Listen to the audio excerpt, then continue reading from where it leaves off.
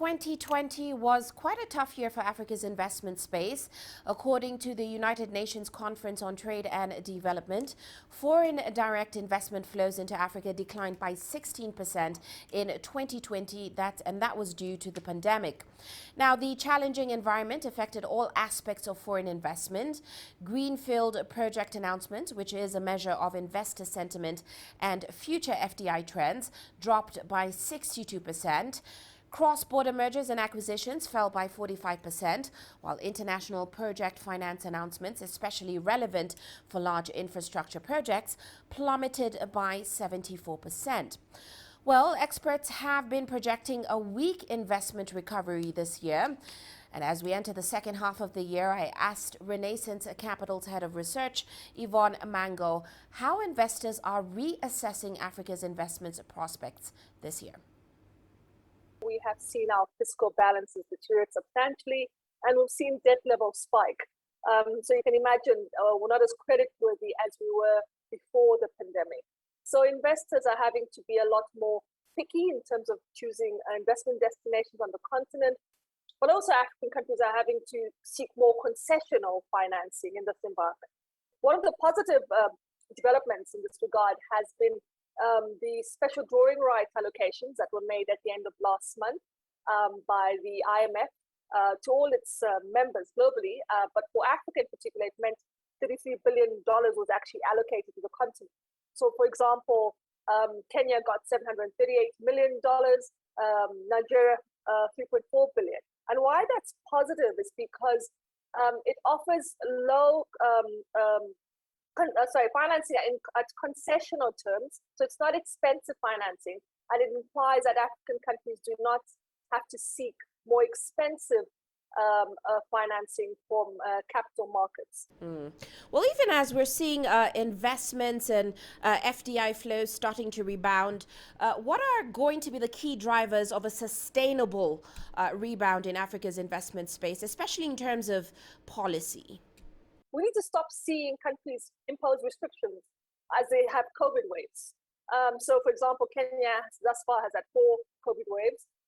Nigeria has had 3, South Africa 3. But every time we see cases pulled up once again and we get towards our peak of our wave, we are seeing countries reimpose restrictions. And what that implies is you have this sort of stop-start recovery. So just as the economy starts to pick up once again, it is being closed down, or at least activity is being slowed down to try and minimize the infection rate domestically. Now, what will stop that type of reaction? And that's vaccination. That's why I guess the whole vaccination rollout is being pushed globally, because it does imply that we can get to a point whereby we won't have to reimpose restrictions. We can go on with our lives, even though infection rates go up. That linkage between hospitalization and deaths has been weakened, allowing for economies now to come back. Well, looking forward, we know with COVID-19 has sort of come a huge shift towards the digital space here in Africa. So how vital of a role do you think technology and the digital economy will play in Africa's investment space going forward? If you just look at the GDP growth numbers, the composition of growth during the pandemic, the fastest growing sector, at least in the economies that we cover, which is all of the bigger economies, was information and technology.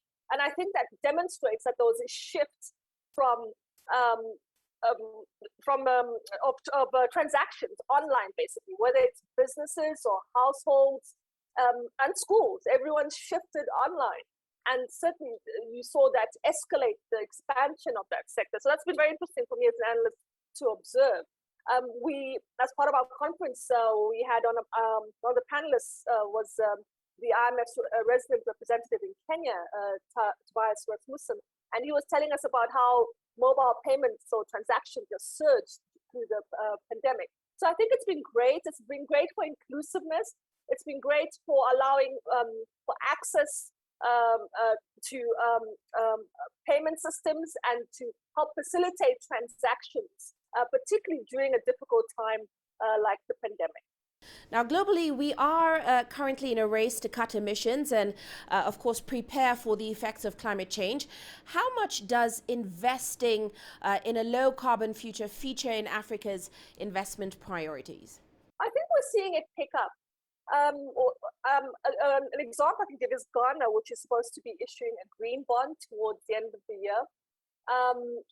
In South Africa, where I'm based, we're now seeing even the electricity utility company now talking about shifting towards green energy, retiring some of the coal producing facilities. And I think part of the reason we're actually seeing that is because it's becoming a lot more easier to raise funding for green projects.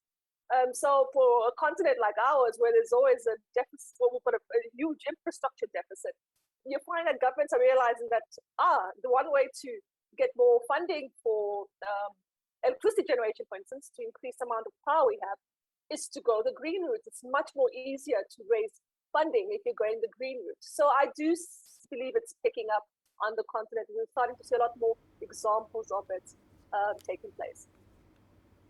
Yvonne Mhango from Renaissance Capital there.